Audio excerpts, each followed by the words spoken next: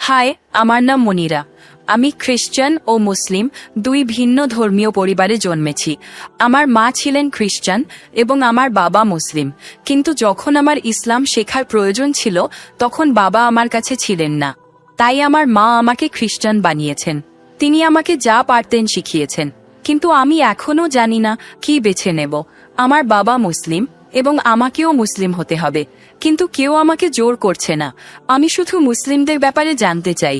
বোন একটু প্রশ্ন করেছেন যে বাবা ছিলেন একজন মুসলিম। বোন, আপনার কি কোনো প্রশ্ন আছে? আমার মা বলেন যে জান্নাতে মুসলিমদের মতে পুরুষরা ৭২ জন নারী পায় হুর হুর? হুর কিন্তু খ্রিস্টান ধর্মে আমরা আমাদের পরিবারের সাথে স্বর্গে যাই। আর আমি জানতে চাই মুসলিম ধর্মে নারীদের জন্য জান্নাত কেমন। বোন বললেন যে বাবা ছিলেন একজন মুসলিম, মা একজন খ্রিস্টান। আপনার মা আপনাকে বড় করেছেন, ঠিক? হ্যাঁ। তো আপনি কি আপনার বাবার সাথে যোগাযোগ রাখেন নাকি রাখেন না? বাবার সাথে যোগাযোগ রাখেন নাকি রাখেন না? আমার মা। তার মানে আপনি আপনার মায়ের সাথে থাকেন, বাবার সাথে নয়? না। বোন বললেন যে বাবা ছিলেন একজন মুসলিম, মা একজন খ্রিস্টান, কিন্তু মা তাকে বড় করেছেন, তিনি মায়ের সাথে বেশি থাকেন এবং মা তাকে খ্রিস্টান বানিয়েছেন। তাই এখন তিনি বিভ্রান্ত। মা বলেছেন যে মুসলিমরা জান্নাতে গেলে তারা ৭২ জন হুর পায়, পুরুষরা ৭২ জন নারী পায়। নারীরা কি পাবে? হ্যাঁ। তো আপনার প্রথম প্রশ্ন অনুযায়ী আমি আপনার দ্বিতীয় প্রশ্নের উত্তর আগে দিচ্ছি এবং তারপর আপনার প্রথম প্রশ্নে ফিরে আসব। দ্বিতীয় প্রশ্ন হচ্ছে, পুরুষরা জান্নাতে গেলে তারা ৭২ জন হুর পাবে, তাহলে নারীরা কি পাবে? হ্যাঁ। এই একই প্রশ্ন হযরত আয়েশা রাদিয়াল্লাহু আনহাকেও করা হয়েছিল, যিনি নবীর স্ত্রী। তখন নবীর স্ত্রী উত্তর দিয়েছিলেন যে নারীরা তাই পাবে যা তাদের অন্তর কখনো কামনা করেনি, যা তাদের চোখ কখনো দেখেনি, যা তাদের কান কখনো শোনেনি। তার মানে ইনশাআল্লাহ আপনারা সমপরিমাণ কিছু পাবেন যা আপনাদের অন্তর কখনো কামনা করেনি, যা আপনাদের চোখ কখনো দেখেনি, যা তাদের কান কখনো শোনেনি। তাই ইনশাআল্লাহ যদি আপনি জান্নাতে যান, আপনি ভালো কিছুই পাবেন, যা পেয়ে ইনশাআল্লাহ আপনি সন্তুষ্ট হবেন। কিন্তু প্রশ্ন হলো, সবার আগে আপনাকে জান্নাতে প্রবেশ করতে হবে।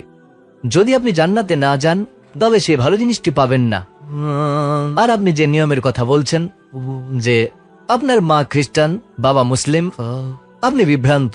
আমি একটু আগে ভাইকে যে সূত্রটা দিয়েছিলাম সেটা আপনার ক্ষেত্রে প্রযোজ্য। অন্তত সেটা মানুন যা উভয় ধর্মেই এক। উভয় ধর্মগ্রন্থ কোরআন এবং বাইবেলে যা কমন, অন্তত সেটা মেনে চলুন। বাইবেলের কোথাও বলা নেই যে যিশু ঈশ্বর। বোন, আপনি কি বিশ্বাস করেন যিশু ঈশ্বর? না। খুব ভালো, কারণ বাইবেলের কোথাও বলা নেই, সম্পূর্ণ বাইবেলে একটিও পরিষ্কার বাক্য নেই যেখানে যীশু খ্রিস্ট আলাইহিস সালাম নিজে বলেছেন যে আমি ঈশ্বর বা আমার উপাসনা করো। আমরা বিশ্বাস করি ইসলাম হলো একমাত্র অখ্রিস্টান ধর্ম যা যীশু খ্রিস্ট আলাইহিস সালামের উপর বিশ্বাস করাকে ইমানের অঙ্গ মনে করে। তাই আপনাকে যীশু খ্রিস্ট আলাইহিস সালামে বিশ্বাস করতে হবে, কিন্তু আমরা বিশ্বাস করি তিনি ছিলেন ঈশ্বরের অন্যতম শক্তিশালী একজন রাসূল। বাইবেল বলে ঈশ্বর এক।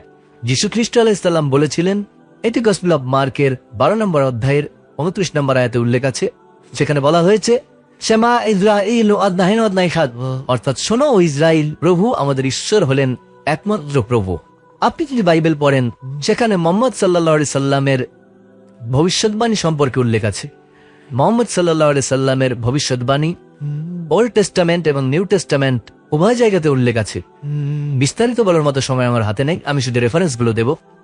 It's mentioned in the book of Deuteronomy, chapter number 18, verse number 18. Muhammad সাল্লাল্লাহু আলাইহি সাল্লামের আগমনের কথা উল্লেখ আছে। In the book of Deuteronomy, chapter number 18, verse number 19.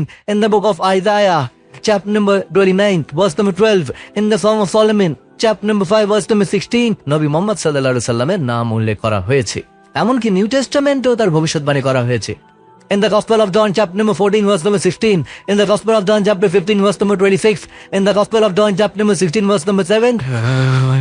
অনেক জায়গায়। আমি আপনাকে মাত্র একটি রেফারেন্স দিচ্ছি। Gospel of John, chapter number 16, verse number 12, devoting faith. তোমাদের বলার মতো আমার অনেক কিছু আছে, কিন্তু এখন তোমরা তা সহ্য করতে পারবে না, কারণ তিনি যখন সেই সত্যের আত্মা আসবেন, তিনি তোমাদের সমস্ত সত্যের পথ দেখাবেন। তিনি নিজের থেকে কিছু বলবেন না, তিনি যা শুনবেন তাই বলবেন। তিনি আমাকে মহিমান্বিত করবেন। এই ভবিষ্যৎবাণীটি সর্বশেষ ও চূড়ান্ত রাসূল মুহাম্মদ সাল্লাল্লাহু আলাইহি সাল্লাম ছাড়া আর কারোর দিকে ইঙ্গিত করে না। আপনি যদি আরো বাইবেল পড়েন এবং কোরআন পড়েন, কোরআন বলছে মদ পান করো না। Chapter 5 verse number 9b, Bible বলছে in the book of Proverbs chapter 20 verse number 1 and the book of Ephesians chapter 5 verse number 18, মদ পান করো না। কোরআন বলছে শুকরের মাংস খেও না। সূরা বাকরা চ্যাপ্টার 2 ভার্স 173, সূরা মাইদা চ্যাপ্টার 5 ভার্স নাম্বার 3, সূরা আনাম চ্যাপ্টার 6 ভার্স 145, সূরা নাহল চ্যাপ্টার 16 ভার্স নাম্বার 115, চারটি জায়গায় বাইবেল তিনটি জায়গায় বলছে শুকরের মাংস না খেতে। In the book of Leviticus chapter number 11 verse number 7 and 8, in the book of Deuteronomy chapter number 14 verse number 8, in the book of Isaiah chapter 60 verse number 2 to 5, শুকরের মাংস খেও না।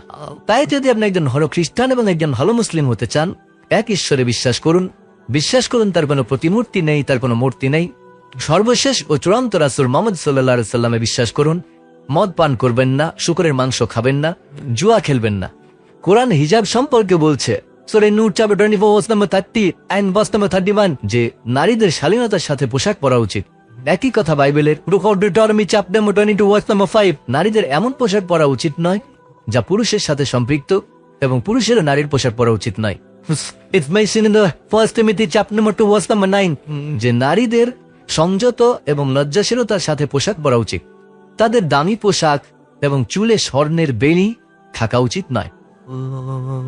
It's mentioned in the 1 Corinthians chapter number 11 verse number 5 and 6, যে নারী মাথা অনাবৃত রাখে সে তার মাথাকে অসম্মান করে, তার মাথা মুড়িয়ে ফেলা উচিত। কোরআনের চেয়ে বাইবেল বেশি কঠোর। কোরআনে কোথাও বলা নেই যে নারী মাথা ঢেকে রাখে না তার মাথা মুড়িয়ে ফেলা উচিত।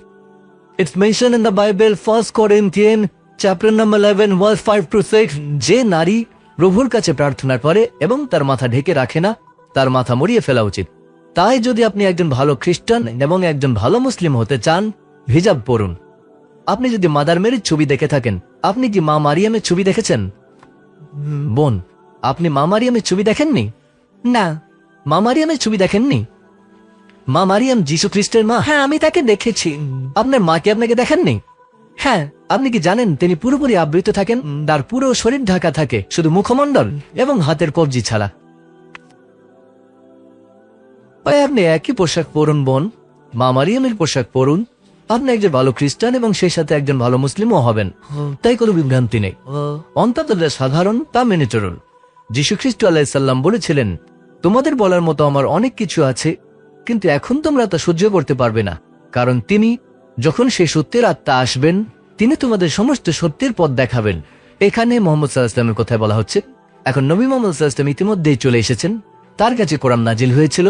আপনি কোরআন এবং সর্বশেষ ও চূড়ান্ত রাসূলের সহিহ হাদিস পড়ুন। আপনি একজন খুব ভালো খ্রিস্টান এবং একজন খুব ভালো মুসলিমও হবেন বোন। বোন, আপনি কি বিশ্বাস করেন ঈশ্বর একজন? হ্যাঁ। আপনি কি বিশ্বাস করেন যিশু ঈশ্বর? না। আপনি কি বিশ্বাস করেন নবী মুহাম্মদ সাল্লাল্লাহু আলাইহি ওয়াসাল্লাম ঈশ্বরের একজন রাসূল? হ্যাঁ। মাশাআল্লাহ, তাহলে অন্তত আপনি ইসলামের মৌলিক নীতিগুলোর সাথে একমত। তাহলে আপনি কি শাহাদা পাঠ করতে চান? আপনি কি ইসলামের ছায়াতলে প্রবেশ করতে চান? আমাকে এখনো চিন্তা করতে হবে। যদি আপনি বিশ্বাস করেন ঈশ্বর এক, যদি বিশ্বাস করেন নবী মুহাম্মদ সাল্লাল্লাহু আলাইহি ওয়াসাল্লাম ঈশ্বরের একজন রাসূল, যদি বিশ্বাস করেন যিশু ঈশ্বর নন, তাহলে আপনি প্রবেশ করতে পারেন। বাকি বিষয়গুলো আপনার কাছে পরিষ্কার হয়ে যাবে। স্কুলে ভর্তি হন, তারপর আপনি আরো অনেক কিছু শিখতে পারবেন। কিন্তু যদি আপনি 100% নিশ্চিত হন যে ঈশ্বর এক, যদি 100% নিশ্চিত হন যিশু ঈশ্বর নন, যদি 100% নিশ্চিত হন যে নবী মুহাম্মদ সাল্লাল্লাহু আলাইহি ওয়াসাল্লাম ঈশ্বরের একজন রাসূল, তাহলে মুসলিম হওয়ার জন্য এটাই আপনার প্রাথমিক আবশ্যকতা। এবং তারপর পরবর্তীতে আপনি হিজাব করতে পারেন, সালাত আদায় করতে পারেন, শুরু করতে পারেন ধীরে ধীরে। কিন্তু যদি এই দুটি বিষয়ে বিশ্বাস করেন যে আল্লাহ ছাড়া কেউ উপাসনা নেই, এবং আপনি বিশ্বাস করেন যে নবী মুহাম্মদ সাল্লাল্লাহু আলাইহি ওয়াসাল্লাম আল্লাহর রাসূল, এই দুটো বিষয় আপনার মুসলিম হওয়ার জন্য ন্যূনতম আবশ্যকতা, যাতে আপনি আপনার বাবাকেও খুশি করতে পারেন এবং আপনার মাকেও খুশি করতে পারেন। আপনি কি আপনার বাবা এবং মা দুজনকে খুশি করতে চান না? হ্যাঁ। তাহলে যদি আপনি বিশ্বাস করেন যে শুধুমাত্র একজন ঈশ্বরই আছেন এবং আপনি বিশ্বাস করেন নবী মুহাম্মদ সাল্লাল্লাহু আলাইহি ওয়াসাল্লাম হলেন রাসূল, তাহলে আপনি কেন ইসলামের ছায়াতলে প্রবেশ করতে চাইছেন না? কারণ আমি এ ব্যাপারে খুব বেশি জানি না। আমার মা খ্রিস্টান, বাবা মুসলিম, আমি কাউকে কষ্ট দিতে চাই না। ঠিক আছে, যখন স্কুলে ভর্তি হন আপনি জানেন না দশম শ্রেণীতে কি পড়ানো হয়? আপনি কি জানেন? হ্যাঁ নাকি না? যখন আপনি স্কুলে ভর্তি হন, যখন আপনি নার্সারিতে যান, আপনি আরো শিখবেন। যতক্ষণ আপনি রাজি আছেন যে ঠিক আছে এখন আপনি স্কুলে ভর্তি হলে আপনি স্কুলের সময়সূচি মেনে চলতে রাজি আছেন, মৌলিক নিয়মগুলো মেনে চলতে রাজি আছেন, এবং তারপর আপনি আরো বেশি বেশি শিখতে শুরু করবেন। তো এখানে যদি আপনি মৌলিক নিয়মগুলোর সাথে একমত হন যে ঈশ্বর এক, যিশু ঈশ্বর নন, তিনি ঈশ্বরের একজন রাসূল, এবং নবী মোহাম্মদ সাল্লাল্লাহু আলাইহি ওয়াসাল্লাম ঈশ্বরের একজন রাসূল, এগুলো হলো প্রাথমিক আবশ্যকতা। পরবর্তীতে আপনি যত বেশি বেশি জ্ঞান অর্জন করতে থাকবেন, আপনার আমল বাড়তে থাকবে, আপনি একজন ভালো খ্রিস্টান এবং সেই সাথে একজন ভালো মুসলিমও হবেন বোন। এতে সময় লাগবে, কিন্তু মৌলিক বিষয়গুলো যদি আপনি ভালো করে জানেন, আমি মনে করি আপনার দলে প্রবেশ করা উচিত, এবং তারপর আল্লাহ আপনাকে আরো মেনে চলতে সাহায্য করবেন। বোন, আপনি কি ইসলাম গ্রহণ করতে চান? এখন না।